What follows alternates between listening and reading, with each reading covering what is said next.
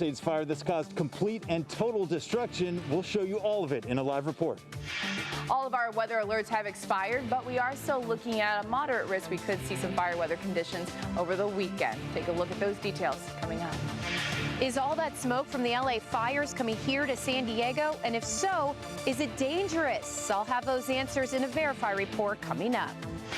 Look for the helpers helping, how a local resort and Airbnb are working to help those impacted by the fires in Los Angeles County. A retired science teacher is saving the Engelman oak. A follow-up story that's growing on San Diego County. CBS 8 News Live at 6 starts right now.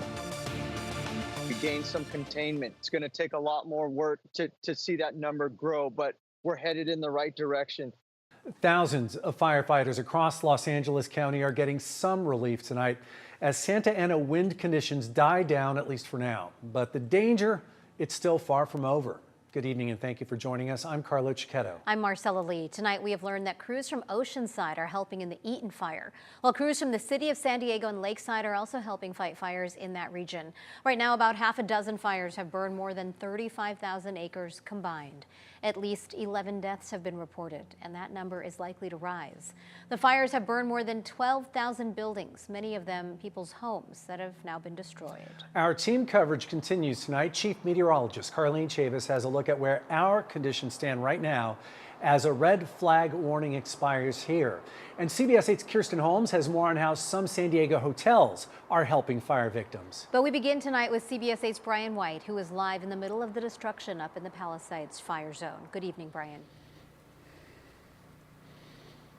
Marcelo and Carlo, it has been heartbreaking to see all the devastation here in Pacific Palisades. This home here is just one of thousands that have been leveled by this fire, leaving nothing behind but charred remains and smoldering rubble. Now, photographer Jordan Ray and I drove around town all day today, and here's just some of what we saw. We're here in the commercial district right off Sunset Boulevard, and all that remains from these shops here is a bunch of twisted metal and all kinds of debris, everything just charred to a crisp, nothing standing anymore here, livelihoods lost. And we see down here we have a shoe repair sign here. There was a shoe store here, a salon, a real estate office, just various different businesses. And you can see we have this parking meter here that's been completely burnt and melted. And over here, like we've been seeing, water gushing out of broken pipes. But really just very sad scene here to see just everything just burnt to a crisp.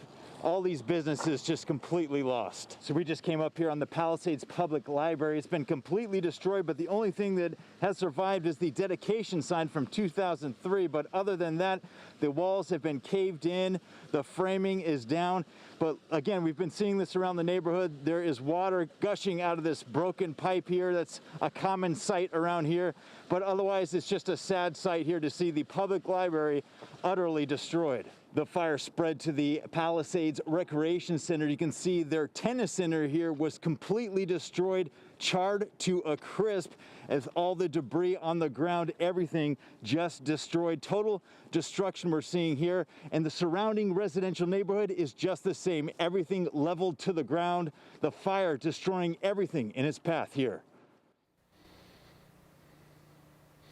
Now back out here live, all you can see is just the burnt out remains, the burnt frame of this home, just a bunch of burnt wood and twisted metal on the ground and all kinds of rubble. Just a sad, sad scene here that we're seeing over and over again here in Pacific Palisades. Thanks so much, Brian White, reporting live for us from the Palisades fire zone. The Eaton fire is burning on the other side of Los Angeles and has obliterated much of the community in Altadena. At least 6 people have died in that fire, and some 7,000 buildings have been destroyed, many of them homes.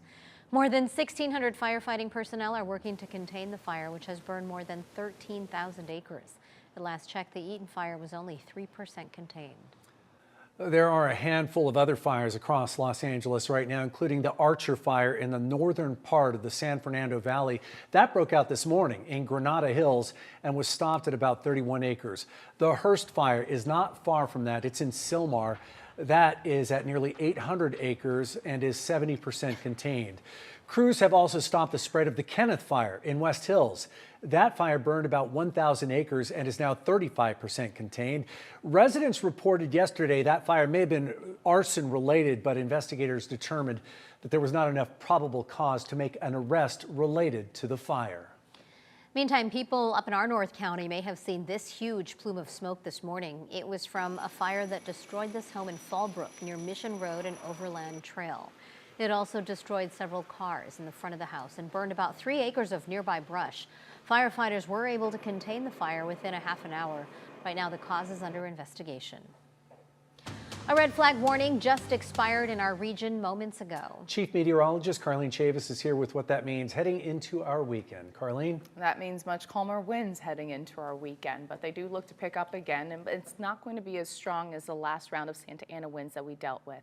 So when it comes to our fire risk over the weekend, you're going to see that picking up right here in this forecast model once we get into about tomorrow night, and then looking at that for the coastal mountain slopes portion of North County, still going strong into about Sunday about 7 a.m. Now this is going to be an elevated concern. This will not lead to any of those fire weather warnings or a high wind warning. The gusts at best are going to be around the 30s, and then it fades out as we go into the rest of our Sunday. So we are still looking at another round of Santa Ana winds. They will be rather weak. They will not be strong enough to actually have any of those alerts as mentioned. You're looking at the teens. You're also looking at the 20s and 30s for the mountains as well as portions of our backcountry. And so most of those gusts are going to be in the afternoon hours on Saturday afternoon, and then they will continue all the way until Sunday afternoon. That's why we are now talking about an elevated concern because of the lack of rainfall and the dry brush out there, but it is not going to be as critical as it has been over the past couple of days. We'll take a look at your complete forecast coming up. Marcella. Thanks, Carlene. And remember, for the latest weather conditions and alerts on the go, you can download our free CBS 8 app from Google Play or the App Store. Right now, SDG&E has restored power to customers across the county who were left in the dark for safety reasons. While the wind threat has died down for now, SDG&E warns nearly 70,000 customers are still at risk of public safety power shutoffs should conditions worsen again.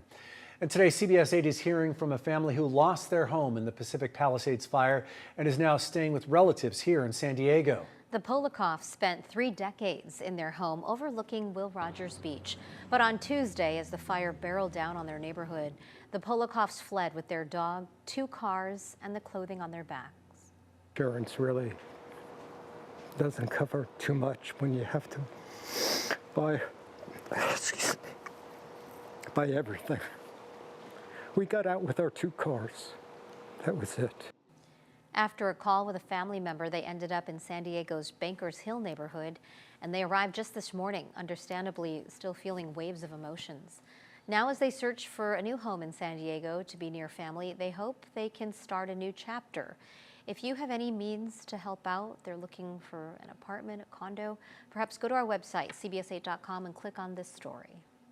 San Diego is stepping up to help those affected by the fires in Los Angeles County. CBS 8's Kirsten Holmes joins us now live from one of several hotels in our area, ready to house fire victims. Kirsten, you talked to Airbnb as well about how they're pitching in. That's right. In times like these, look for the helpers helping. And that's exactly what's happening right now as our hearts break watching the devastation that's taking place in Los Angeles County right now. I'm here at the San Diego Mission Bay Resort, where they and other hotels and motels across the county, as well as Airbnb, say they're doing what they can to help. Many people within the next 7 days will be able to go back into the zones once the fires have subsided and their homes are going to be okay. But for those people who have lost their homes, they're going to need additional support. And so in a few days or a week or so, we'll probably move into phase 2 of this response. Christoph Gorder is the executive director for Airbnb.org. They're a nonprofit founded by Airbnb to provide free housing during times of crisis.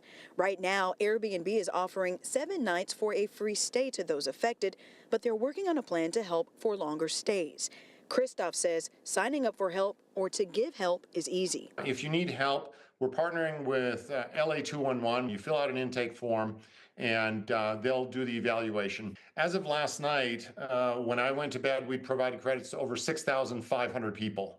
And that was last night, and today there are hundreds more who've worked their way through the system. And for Airbnb hosts looking to help, Christoph says hosts can start by offering a discount. The balance of that is paid for by Airbnb.org through donations from Airbnb supports us. Hosts around the world offer a percentage of their proceeds as a charitable donation, and you can jump on our website and make a donation to help a family in need. And they're not alone. Sandiego.org has a listing of several local spots here in San Diego County for those affected by the fires. We're offering discounted rates. We're waiving all resort fees, parking fees, pet fees. We know that they're part of the family too.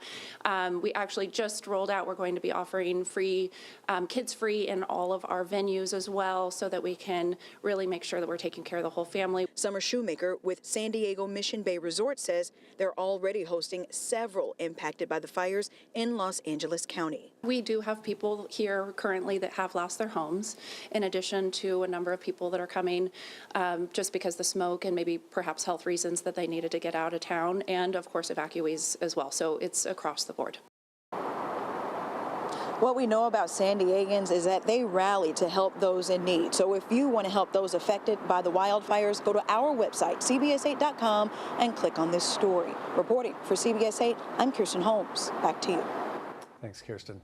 Will smoke from those LA fires reach San Diego, and how toxic is it? We'll have those answers still ahead in a Verify report, plus the new information we're learning as El Cajon police release new video of a deadly shooting outside their department headquarters. And a sexual harassment lawsuit against former supervisor Nathan Fletcher will continue. We'll have details on that case when we come back.